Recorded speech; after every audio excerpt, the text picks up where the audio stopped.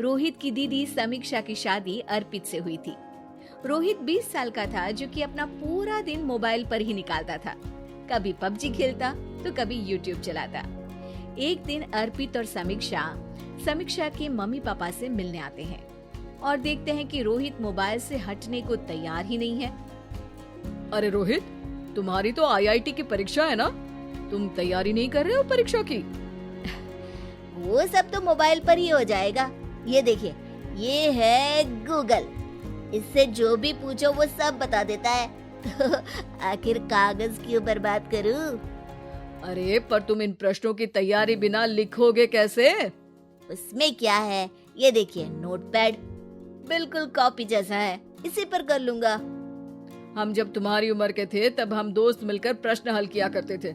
उससे हमारी हैंडराइटिंग की भी प्रैक्टिस हो जाती थी और समय का भी अंदाजा लग जाता था। और फिर साथ में हम एक दूसरे की मदद भी कर देते थे अगर कोई अटक जाए तो। आपका जमाना अलग था जीजा जी, अभी जमाना फास्ट और स्मार्ट हो गया है। जमाना क्या, अब तो फोन भी स्मार्ट हो गया है। समय के साथ बदलना पड़ता है जीजा जी। अब बस भी कीजिए, आप हर चीज को लेक्चर में बदल देते हैं। रोहित अच्छा कर लेता है परीक्षा में। इतने में अर्पित के सास ससुर जी आ जाते हैं हॉल में और अर्पित इस बारे में बात नहीं करता। हालांकि अर्पित को लगता तो है कि पूरी तरह मोबाइल पर लगे रहना सही नहीं है, पर वो इस बात को और नहीं छेड़ता। ऐसे ही 2 दिन निकल जाते हैं। समीक्षा, मुझे काम से फोन आया था, मुझे वापस काम पर लौटना पड़ेगा। पर हमें आए हुए तो 2 ही दिन हुए हैं, अभी चले गए तो माँ और पापा को अच्छा नहीं लगेगा ना। अच्छा ठीक है, तुम रुक जाओ, मैं काम खत्म करके फिर लौट आऊंगा। एक काम कीजिए ना, परसों रोहित भी परीक्षा के लिए निकलेगा, आप उसी के साथ निकल जाना। दोनों वैसे भी बात नहीं करते, साथ में जाएंगे तो हो सकता है आप लोग आपस में बातचीत भी करने लग जाओ। ठीक है, मैं काम को 2 दिन टाल सकता हूँ। उसी रात जब सब खाना खाने बैठे थे तो अर्पित अपने जाने की खबर बाकी लोगों को बताता है। मुझे काम के लिए वापस जाना होगा। अरे बेटा, पर अभी तो तुम आए हो, इतनी जल्दी चले जाओगे?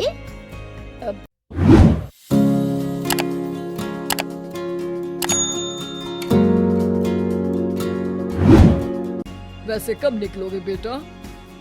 2 दिन में। मैंने सुना है कि उस दिन रोहित को भी परीक्षा के लिए जाना है, तो कल मैं दोनों की टिकट करा लेता हूँ बुक।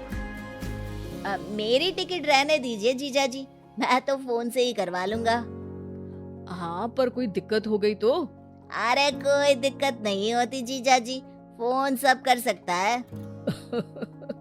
हमारे फोन के रिचार्ज से लेकर टीवी का रिचार्ज सब रोहित यही फोन से बैठे बैठे कर देता है। अब ये नई चीज तो हमारे समझ के परे है, पर अच्छा है कि रोहित जानता है। हमारी मेहनत इतनी कम हो गई भाई। हाँ, पर अगर टिकट नहीं मिली तो? अर्पित की बात पूरी होने से पहले ही बिजली चली जाती है। अरे ये क्या हो गया, आपने बिजली का बिल भर तो दिया था ना? अरे नहीं, मैं तो भूल गया था। अरे टेंशन मत लो माँ। देखा जीजा जी, आप बिजली का बिल भी भर सकते हो, समय बदल गया है। एक बार फिर अर्पित इस बात पर बहस नहीं करता। अगले दिन जाकर अपनी टिकट करवाता है और पैकिंग कर रहा होता है जब शाम को अचानक से रोहित के चिल्लाने की आवाज आती है। नहीं, प्लीज प्लीज हो जा, ऐसा मत कर यार, प्लीज हो जा। अरे क्या हो गया रोहित? दीदी, सर्वर हैंग हो गया, मेरी टिकट नहीं हो पाई दीदी। क्या मतलब टिकट नहीं हो पाई? इतने में वहाँ रोहित के मम्मी और पापा भी आ जाते हैं। अरे क्या हो गया? माँ, मेरा टिकट नहीं हो पाया, सर्वर डाउन हो गया। अरे पर तूने तो बोला था कि हो जाएगा।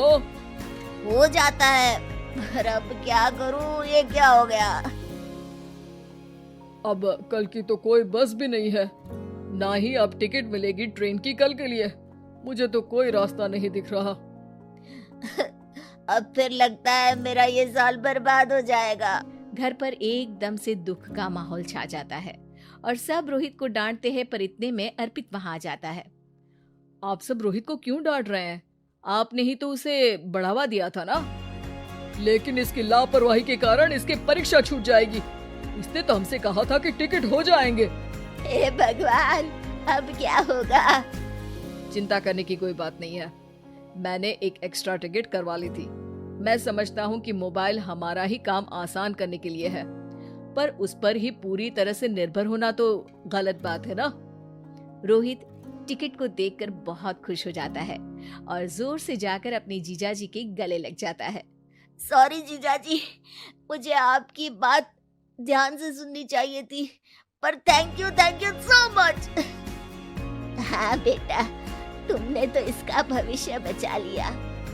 शिक्षा, दूसरों से मदद मांगना गलत नहीं, पर दूसरों पर निर्भर हो जाना गलत है।